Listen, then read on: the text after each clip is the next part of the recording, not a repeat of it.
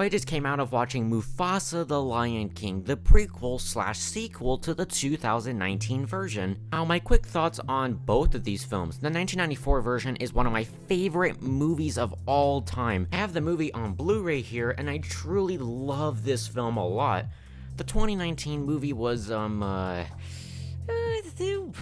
was not very good. With like some of the most lifeless faces, the settings and animation were beautiful, but it didn't work for the kind of story that they were trying to tell. So with this brand new movie, I was going into it kind of like, why are we even telling the story of Mufasa and Taka/Scar? We already know that they both die in The Lion King, so what's the point of even hearing their story? This really just feels like Disney milking the Lion King franchise even more, not including the direct-to-video stuff. Coming out of this movie, it was better than the 2019 version, but that's not really saying much. Now let's get into some of the stuff that I do like about the movie, and for one, the animation. Right from the opening of the film, yes, this is an animated movie, stop saying it's not. Yes, the hyper-realism and the grand scale of everything is so beautiful.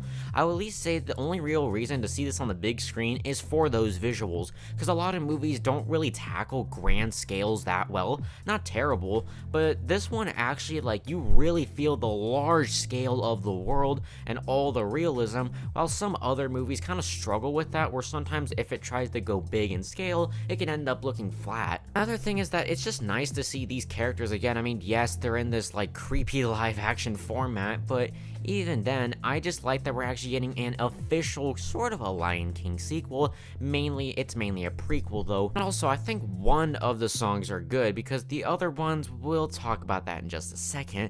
But one of the songs I Always Wanted a Brother. That one is very catchy, and that one feels the most Lin-Manuel Miranda, which he did do the music for this film. But going into my negatives, I think this movie feels super lazy in how it tells its story. So this movie isn't just like a Mufasa or Taka/Scar origin story. We're showing how Mufasa met characters like Samara, Zazu, and Rafiki. And those elements, well, except for Rafiki, I feel like the whole thing with Samara and Zazu felt very lazy. It just felt like a very quick, like, oh, we know who that is, and oh, we know who that is, okay, let's move on. And a lot of these moments where they kind of show what, like even Pride Rock gets an origin story in the movie, Rafiki's staff, we see how he gets that. All of these moments don't feel natural to the movie, and rather just feel like checklists and stuff that they feel like they have to add in the movie. I do think it's kind of cool that we get to see like some of this stuff. It just kind of feels like nonsense and fan servicey, which also, Timon and Pumbaa, yikes in this movie. Yes, they do have a fan service moment kind of when they sing Hakuna Mufasa, which so annoying in this movie. I can't understand why they are like this. Hakuna Mufasa, what a wonderful name. Because in the 1994 version, they were like way better, but in here, they're obnoxious, annoying, and I didn't laugh a single time when they were on screen.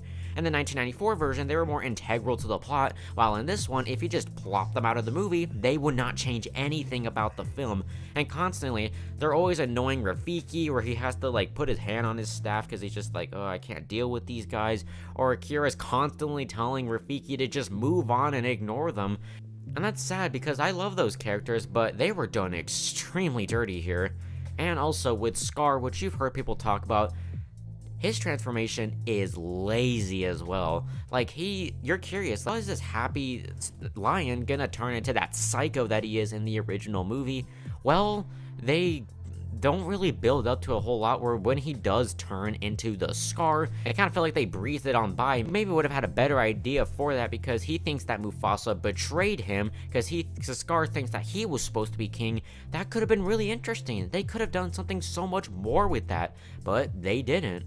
And you know, Barry Jenkins, I haven't seen Moonlight, but I feel like he didn't really do much in this. Well, maybe with the directing, and yes, the movie does look great, but the script is just very plain basic. You know, you got the white lions, which, Lion King has been criticized for ripping off Kimbo the White Lion, but okay, I guess we're adding those guys in there, and I completely forgot about them, and as well as the songs. The songs are absolutely forgettable, except for the brother song I liked, but all the other ones just don't even come close to the 1994 version where you have songs like I Can't Wait to Be King, Circle of Life, Can You Feel the Love Tonight, Hakuna Matata. Like, none of these songs come even remotely close. Mufasa the Lion King overall is a fine prequel on its own, but as a movie, it's not very good.